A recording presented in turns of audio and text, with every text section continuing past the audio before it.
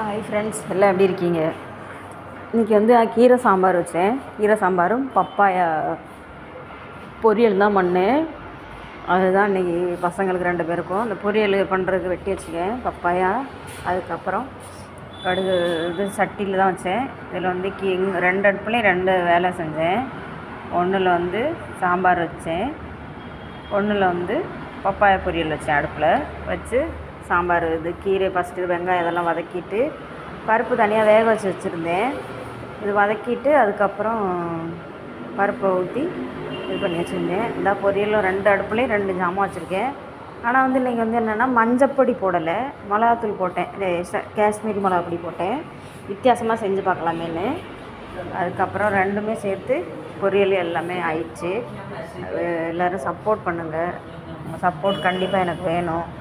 இன்றைக்கி சாம்பாரும் பப்பாயா பொரியல் தான் வச்சேன், கீரை சாம்பாரும். எல்லோரும் சப்போர்ட் பண்ணுங்கள். உங்கள் சப்போர்ட் எனக்கு கண்டிப்பாக